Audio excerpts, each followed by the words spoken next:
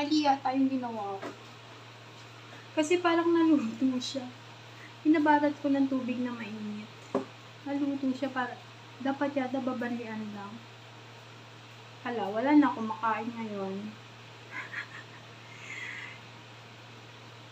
Shout out sa nagturo sa akin.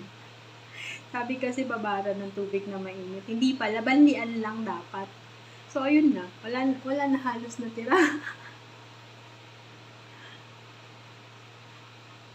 Hala ka. Naluto na yung laman niya. So, hindi ko na siya maluto today kasi wala nang oras. Balatan ko na lang siya. Mabalatan. Iba to, prutas. I mean, tanggalan ko na lang siya nung hard skin. Hindi ko alam ano tawag dito, hard skin. Ay, scale! May scale niya. Ano ba ito? Bakit may scale? Para, kasi luluto ko siya. Hindi na ako magbabalat. Pero yun nga. Ang tagal pa lang gawin ito. Guys, available siya sa Lulu. Basta pupunta kayo ng maaga. Oo, like 8:30, ganun. Meron pa siya. Pero pag inabot na ng mga tanghali, wala na. Wala na kayong mabiling paan ng manok doon. Eh, grabe. Ang tagal niyang gawin.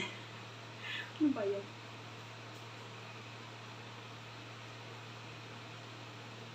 Yung video na to pang live na siya. Hindi na siya pang Hindi na siya pang short videos. Dapat live to. Para sulit. Sulit yung pinambili ng Although mura lang siya. 550. Dati guys, 4 dirham lang to. Pero ngayon 5 dirham, 5 and 50 fils. So, magkano sa atin yun? I-times lang nyo guys. Almost 17 pesos per dirham. 16 something. Almost 17. So, ganun siya. Kamahal. Mura ba to sa atin? Mura ba to sa Pilipinas? Hindi ko sure.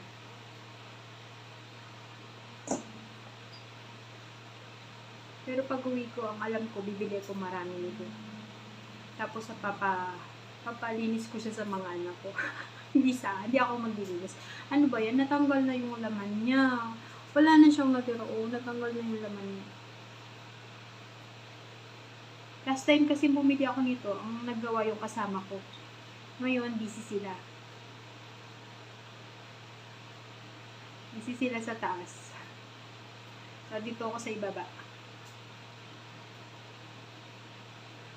Since busy sila, wala akong utusan mga ganito. Utusan talaga yun. Ay, grabe guys, ang tagal. Yan. Ganyan na siya. Naubos na yung laman niya. Paano ba kasi ito gawin? Paano ba kasi guys? Ano ba yan? Bye-bye na guys. Matagal to. Makaabuti ng 1 hour. Thank you so much.